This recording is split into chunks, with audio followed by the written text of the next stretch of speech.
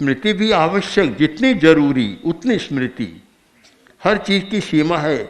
हमारी दुनिया में असीम कोई नहीं है, सबकी सीमा है। सीमा को समझना।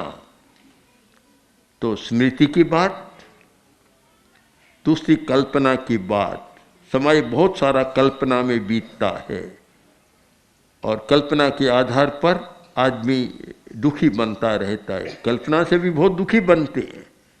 एक संदेह पैदा हुआ और कल्पना की, कितना दुखी।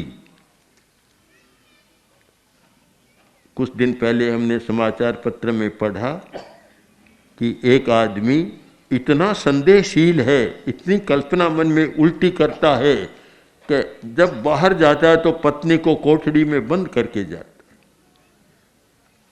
कि कहीं यह कोई गलत काम न कर ले।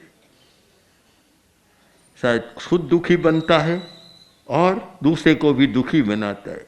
कल्पना का जब वेग होता है, आदमी सच्चाई को समझ नहीं सकता। एक युवक, समझ कम थी, बुद्धि कम थी, चिंतन भी कम था और भावुक जैसा था, कल्पना भी बहुत करता था, संदेह बहुत करता था।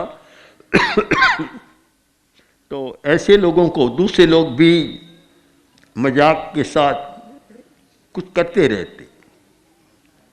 एक दिन 2-4 मन चले युवकों ने कहा, देखो भैया तुम समझदार नहीं हो। बोला क्यों? कि तुम्हें पता ही नहीं है, तुम तो सो जाते हो और तुम्हारी पत्नी रात को 2 बजे तुम्हारे घर पर आती है।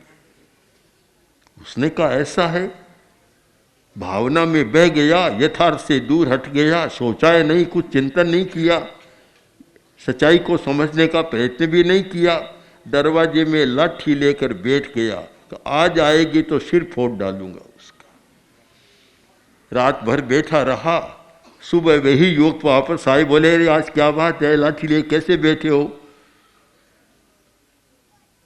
कि तुम लोगों ने तो कहा था कि तुम्हारी पत्नी 2 बजे आती है और आज तो मैं बैठा हूँ लाठी लिए, अभी तक आई नहीं, जब आएगी तब उसका सिर फोड़ डालूंगा। उन्होंने कहा तुम्हारी शादी हुई कि नहीं? कि शादी तो हुई नहीं, याद आ गया। ठीक है। कोरी कल्पना में आदमी कहाँ तक चला जाता है। ये कोई सामान्य घटना नहीं। पता नहीं कितने आदमी संदेह और कल्पना का जाल बुनकर कितने फंस जाते हैं, उसका कोई पता नहीं लगता।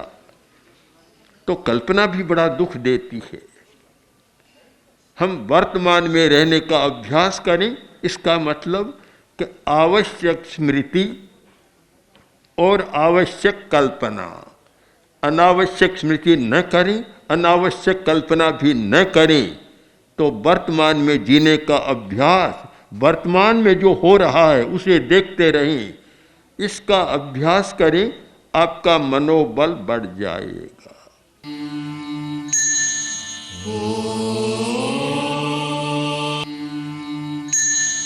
Oh